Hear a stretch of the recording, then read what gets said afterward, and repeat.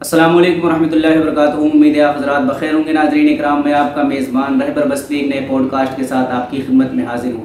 ناظرین اکرام، جیسا کہ آپ حضرات کو معلوم ہے، اس پوڈ کاسٹ میں علماء، شعراء، پیران اعظام، خطبہ اعظام کے انٹرویو لیے جاتے ہیں۔ جی ہاں، آج کے اس پوڈ کاسٹ میں جو ہمارے اور آپ کے مہمان شخصیت ہیں وہ کسی تعارف کے محتاج نہیں ہیں۔ جی ہاں، مخیر قوم و ملت، ہمدرد قوم و ملت حضرت الحاج سعید احمد نوری صاحب قبلہ تشریف رکھتے ہیں۔ آئیے ملاقات کرواتے ہیں۔ السلام علیکم ورحمۃ اللہ۔ وعلیکم السلام ورحمۃ اللہ وبرکاتہ۔ خیریت سے ہیں آج؟ الحمدللہ، اللہ کا فضل ہے۔ آپ کی اجازت ہو تو سوالات کا سب سے پہلے تو سب جاننا چاہتے ہیں کہ الحاج سعید نوری صاحب قبلہ کہاں پیدا ہوئے؟ امید میں ہماری پیدائش ہوئی سن اگر آپ کو یاد ہو تو 27 نومبر 1959۔ جہاں پیدا ہوئے بچپنا کیسے گزرا آپ کا؟ بچپنا ہمارے گھر کا مذہبی ماحول تھا، اس لیے مذہبی ذہنیت رہی ہماری، اور ہمارے گھر میں حضور مفتی اعظم کا قیام ہوتا تھا اور علماء کا آنا جانا رہتا تھا۔ اس وجہ سے بچپن سے ہی مذہبی ذہنیت۔ آپ کی پیر و مرشد کون ہے؟ حضور مفتی اعظم، بلکہ ہمارے والد صاحب حضور مفتی اعظم کے پیر دبا رہے تھے، اور پیر دباتے دباتے انہوں نے عرض کیا کہ حضور، دو بچیاں ہیں، آپ دعا فرمائیں کہ لڑکا پیدا ہو۔ تو حضرت کو دعا فرمائی، اس کے بعد میری پیدائش ہوئی، اور میرا نام بھی حضرت ہی نے رکھا ہے۔ حضرت سے کوئی یادگار ملاقات جو ابھی تک آپ کو یاد ہو؟ بہت سی ملاقاتیں رہی الحمدللہ۔ حضرت کا تو ذکر آتا ہے تو بہت سے واقعات بچپنے کے یاد آ جاتے ہیں۔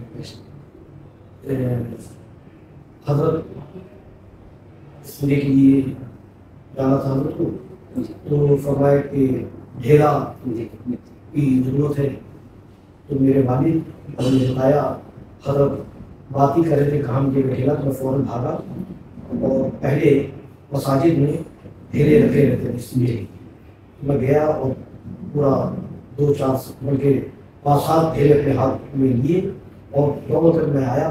آنے کے بعد میں نے پیش کیا کہ یہ ڈھیلے ہیں، تو حضرت نے فرمایا کہاں سے لائے؟ تو میں نے بتایا کہ مسجد سے۔ فرمایا کہ مسجد سے لا کر یہاں پر اس کا استعمال نہیں ہوتا ہے، اور پھر مجھ کو حکم دیا کہ جا کے مسجد میں رکھو۔ تو مسجد کا ڈھیلا تک حضرت نے استعمال نہیں فرمایا۔ یہ تقویٰ حضرت کا تھا، سننے والی بات نہیں ہے، یہ دیکھی ہوئی اور ہماری خود پر گزری ہوئی بات ہے۔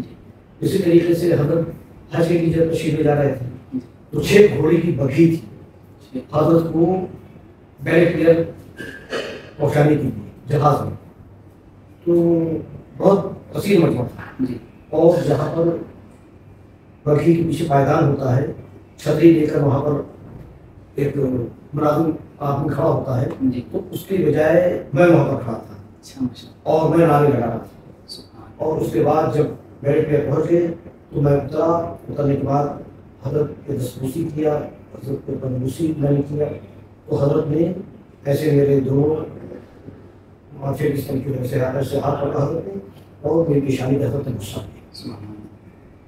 اور جب بھی حضرت سے ملاقات ہوتی تھی علادت کے زمانے میں، تو میں سامنے حضرت کے کھڑے ہو جاتا تھا، تو دیکھتے کون سعید ہے، ماشاء اللہ، بارک اللہ، اللہ تعالیٰ سعید فرمائے۔ تو آپ نے تعلیمی سفر کہاں تک مکمل؟ اسکول کی ہماری تعلیم اسکول کی ہے۔ اچھا، آپ نے تعلیم جو ہے، یہ تو تعلیمی کام ہو گیا، رضا اکیڈمی ایک جو اہم کام آپ کا رہا، اس کا آغاز کب اور کیسے ہوا؟ جی، پہلے ہمارے بچپن میں ہم نے نظر و نیاز فاتحہ بچے کرتے ہیں، محرم ایک تنظیم چھوٹی سی دوستوں نے ہمارے قائم کی، اس کا ہم نے نام رکھا تھا شہید اعظم یاس کمیٹی۔ اور اس کے بعد پھر کچھ اور شعور بیدار ہوا، تو اس میں یہ ہوا کہ اعلیٰ حضرت کی کتابیں، علماء سنت کی کتابیں شائع کی جائے، تو پھر اچھا اجلاس وغیرہ ہوتے تھے، اس کی ضرورت پڑتی تھی، اس پہ کون سا نام رکھا جائے، جلسے وغیرہ ہوتے تھے، تو پھر وہ بزم غلامان رضا کے نام سے ایک کمیٹی بنی۔ اور اس کے بعد یہاں پر بریلی شریف سے حضور مفتی اعظم کے مدرسے مظہر اسلام کے کلیکشن کے لیے حضور مفتی اعظم کے خادم تھے محمد ناصر خان، تو ہم لوگ کو ناصر چچا بولتے تھے. تو ناصر چچا رمضان میں آتے تھے اور حضرت کے مدرسے کا چندہ کرتے تھے. اس میں وہ سن 78 میں جب وہ آئے تو انہوں نے بتایا کہ ہم لوگوں کو مذہبی ماحول تھا، تو بتایا کہ آپ لوگ قرآن شریف کی اشاعت کیجیے اور زیادہ نہیں، اس میں 40,000 روپے خرچ ہو گئے. یہ 78 کی بات ہے جی. تو اس کے لیے یہ ہوا کہ پھر کوئی تنظیم بھی بن جائے. تو ہمارے والد تھے اور ان کے سب دوست وغیرہ تھے، تو چند نام اس کے لوگوں نے پیش کیا. تو مجھ کو رضا اکیڈمی نام پسند آیا، رضا اکیڈمی نام رکھا گیا اور سب لوگوں نے اس پر اتفاق. یہی اس کا قیام ہے 78. اس کا نام آپ ہی نے رکھا؟ مطلب کئی نام آئے تھے، جی. پسند ہماری تھی. تو اگر آپ کو یاد ہو یہ کس نے نام رکھا تھا؟ ہاں، ہمارے والد کے جو احباب بیٹھے تھے، دوست وغیرہ بیٹھے تھے، جی. ان میں سے کسی نے نام پیش کیا. ملک فلسطین ہو، ترکی ہو، عرب ممالک ہوں یا ملک ہندوستان ہو، جہاں جیسی ضرورت پیش آئی رضا اکیڈمی نے کام کیا. تو رضا اکیڈمی کے اراکین باہری ملکوں میں بھی ہیں؟ نہیں، یہ تو اعلیٰ حضرت کا، حضور مفتی اعظم کا صدقہ ہے کہ ان کے نام کی برکت ہے کہ الحمدللہ رضا اکیڈمی کو اللہ نے جو عروج اور ترقی عطا فرمائی، یہ اعلیٰ حضرت کے نام کی برکت ہے اور حضور مفتی اعظم کے نظر عنایت ہے. تو یہاں سے وہاں کیسے سمپرک ہو پاتا ہے؟ کیونکہ دنیا میں بہت یعنی وہاں پر جو جانا ہوتا ہے، ترکی گئے تھے تو وہاں پر بھی احباب اپنے مل گئے اور اس کا اللہ تعالیٰ انتظام فرما دیتا ہے. اسی نہ کسی طریقے سے لوگ کام کرتے ہیں. آپ عالم نہیں ہیں مگر پھر بھی یہ کام آپ نے بآسانی کیا. کن کن لوگوں کا سپورٹ رہا ہے ان تنظیم میں آپ نے جو قائم کیا؟ میں نے بتایا کہ اعلیٰ حضرت کے نام کی برکت ہے کہ جس سے جو بات بولی جاتی ہے وہ مانتا ہے اور آدمی اخلاص کے ساتھ، ایمانداری کے ساتھ کوئی بھی کام شروع کرے گا تو اللہ کی مدد شامل حال رہتی ہے اور اس کو احساس بھی نہیں ہوتا کہ یہ کام کیسے ہوا ہے، اللہ تعالیٰ لے لیتا ہے. رضا اکیڈمی کن کن چیزوں کے لیے مدد کرتی ہے لوگ جاننا چاہتے ہیں؟ دیکھیے مطلب جیسی ضرورت پڑتی ہے اس طریقے سے جیسے کام سامنے آ گیا اس کام کو اٹھا لیا گیا اور کر دیا جاتا ہے. اب وہاں عراق میں جب خانہ جنگی شروع ہوئی تو اس وقت وہاں جانے کا پروگرام بنا، عراق جانے کا پروگرام بنا. اور جب ہم جارڈن میں تھے تو وہاں پر BBC والے آئے تھے اور انہوں نے وہاں پر ہمارا انٹرویو وغیرہ بھی لیا تھا. پھر یہاں کشمیر میں سیلاب آیا، مہاراشٹر میں پانی کی تنگی ہوتی ہے، تو جو کام سامنے آتا ہے اس کو کر لیتے ہیں. اور علماء وغیرہ کے بچوں کی فیس وغیرہ کا معاملہ رہتا ہے تو احباب کو بتایا جاتا ہے کہ اس کام کو ٹارگیٹ کرو. اس طریقے سے جو بھی ضرورت ہوتی ہے اللہ تعالیٰ اس کو پورا فرماتا ہے. تو یہ جو رضا اکیڈمی ہے یہ سوشل میڈیا کے ذریعے سارے لوگوں نے دیکھا ہے، پورے آل ورلڈ میں جو ہے کام آپ لوگ کر رہے ہیں، تو پوری دنیا میں رضا اکیڈمی کا نام ہے. تو کیا تحریری شکل میں بھی کچھ چیزیں موجود ہیں جو لکھ کر رکھی ہوئی ہیں؟ ہاں، ہماری رپورٹ وغیرہ آتی ہے اور اس کے علاوہ مولانا صادق ابراہیم صاحب نے کتاب بھی لکھا ہے رضا اکیڈمی، کل آج اور کل. رضا اکیڈمی کا آج اور کل. تو جو رضا اکیڈمی کی تفصیلات ہیں، بنیادی تفصیلات اس کے اندر اسی کتاب مطلب اصول کی ساتھ ہو گئے، افغانی تراشے وغیرہ موجود ہیں، تو اگر کوئی انشاءاللہ موقع ملا تو اس کو مرتب کروائیں گے. رضا اکیڈمی کے ذریعے ملت کو بہت فائدہ ہوا الحمدللہ. کوئی ایسا بنیادی کام بتائیں جو قوم کے لیے بہت دیر تک فائدہ مند ہو. دیکھیے ہم اپنے احباب کی ذہن سازی کرتے ہیں اور اس کے ذریعے ماشاءاللہ ہر جگہ پر رضا اکیڈمی کے نام سے کچھ نہ کچھ کام ہو رہا ہے.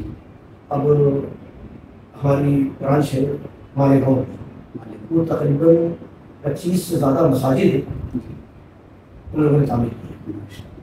اور اسی طریقے سے جاملہ سید جمیل صاحب ہیں تو وہاں پر انہوں نے ادارہ قائم کیا.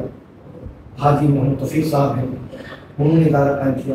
اور اللہ کا فضل ہے کہ رضا اکیڈمی کی جو برانچیں ہیں ان لوگوں نے بہت بڑے بڑے کام کیے اور وہ سب حضور مفتی اعظم اور اعلیٰ حضرت. ابھی آپ کی ٹیم لکھنؤ اکبر نگر کا دورہ کر کے آ رہی ہے، آپ نے ان لوگوں کے لیے کیا سوچا ہے اور کیا رضا اکیڈمی کوئی قانونی امداد فراہم کرے گی اکبر نگر والوں کے لیے؟ اتفاق یہ ہے کہ وہاں پر جب ہم گئے تو مولانا محمد اعظم صاحب حشمتی اور علی روشن صاحب ان لوگوں نے وہاں پر کچھ لوگوں سے ملایا تو آلریڈی وہ لوگ نوٹ کچہری کر چکے ہیں اور وہ اس محنت پہ کام ہو رہا ہے جی، اور اب ضرورت ہے کہ وہاں کی جو مکین تھے جی، اور مدرسہ ہے مسجد ہے اس کی تعمیر کس طریقے سے ہو تو اس پر ہم لوگوں کو بیٹھ کے غور و خوض کرنا چاہیے اور جب بھی وہاں پر مولانا قاری روشن صاحب کام کا آغاز کریں تو بھرپور طریقے سے ان کی مدد کرنا چاہیے کہ جتنا نقصان ہوا ہے اس سے بڑا کام وہ کر کے دکھا سکتے ہیں۔ رضا اکیڈمی کا پوری دنیا میں نام ہے، لوگ یہ جاننا چاہتے ہیں کیا رضا اکیڈمی کی جانب سے حضرت قمر غنی عثمانی صاحب اور مفتی سلمان ازاری صاحب کی رہائی کے لیے کوئی قانونی امداد فراہم کی گئی؟ جو کچھ بھی ہو سکتا ہے جی، اچھا کرتے ہیں اور ان کے احباب ٹچ میں بھی رہتے ہیں۔ بات دراصل ہے کہ قانونی کارروائی جو ٹیم کرتی ہے اس کو پھر ڈسٹرب کرنا مناسب نہیں ہے۔ ان سے کوئی بات معلوم کرنی ہو تو معلوم کر لیتے ہیں، کچھ رائے دینا ہو تو دے دیتے ہیں، تو وہ جو کچھ بھی خدمت ہو سکتی ہے اس انداز میں کریں۔ اچھا، دور حاضر میں دیکھا جائے کہ علماء کرام جو ہے وہ اس سے بہت دور ہو گئے سوشل میڈیا سے، تو ان کا سوشل میڈیا پر قریب آنا کتنا بہتر رہے گا اور کتنا فائدہ مند ہے؟ جو آدمی اپنی خدمت کرتا ہے وہ یہ نیت کرنا کہ یہ ریاکاری کے لیے اپنے ناموری کے لیے کرتا ہے تو میں سمجھتا ہوں کہ یہ اللہ تعالی کا معاملہ ہے۔ اللہ جانتا ہے کہ وہ ریاکاری کر رہا ہے یا اس کی نیت یہ ہے کہ لوگ اس کی نقل کریں اور اس پر عمل کریں۔ تو یہ ہے کہ اگر اس طریقے سے لوگوں کی سوچ و فکر پازیٹیو ہے اور کچھ اپنی ٹیم کو کچھ آگے بڑھ سکتے ہیں، چاہے سوشل میڈیا سے ہو یا سوشل میڈیا سے نہ ہو، خدمت کا جذبہ رہے وہ اللہ تعالیٰ اس کے احباب مطلب اس کا کام اس سے کچھ بڑھے گا یا کم ہوگا ایسا نہیں، ان شاء اللہ تعالیٰ چلتا رہے گا۔ ضروری نہیں ہے کہ سوشل میڈیا پر رہ کے ہی کام کیا جائے، میرا سوشل میڈیا پہ رہے ہوئے بھی بڑے بڑے لوگوں نے کام کیا، کام ہو رہا ہے اس میں باقاعدہ، اور الحمدللہ آپ کی ٹیم بہت مختصر ہے لیکن بہت جامع کام کر رہی ہے۔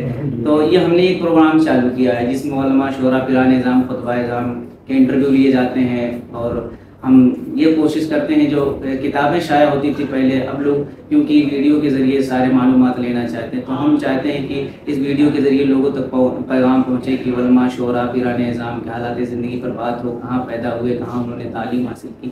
تو یہ پروگرام جو ہم نے چالو کیا ہے اس کے بارے میں آپ کچھ ارشاد کریں۔ ٹھیک ہے، یہ مطلب تو کچھ نہیں، مگر ہمارے علماء اور اکابرین اور شعراء ان کی ایک ان کا تعارف محفوظ ہو جائے گا، جو بیچارے وہ خود اپنے طور پہ نہیں کر سکتے ہیں، تو یہ کام آپ کا بہت ہی پازیٹیو نظر سے دیکھا جاتا ہوگا۔ آپ کا بہت شکریہ حاجی صاحب کہ آپ نے اپنا قیمتی وقت عنایت فرمایا۔ ناظرین اکرام، جیسا کہ آپ نے دیکھا رضا اکیڈمی کے بانی یعنی الحاج سعید رضا نوری صاحب قبلہ کا انٹرویو آپ نے سماعت کیا۔ یقیناً یہ جان لیجئے کہ آپ اگر کم بھی پڑھے لکھے ہیں تو حضرت سے جذبہ لے سکتے ہیں، اور ان کی حالات زندگی جو بھی بیان کیا انہوں نے اس سے جو ہے بہت کچھ فائدہ حاصل ہو سکتا ہے۔ یہ کہنے سے کام نہیں چلے گا کہ ہم پڑھے لکھے نہیں ہیں، کام کرنے کا جذبہ چاہیے انشاءاللہ العزیز۔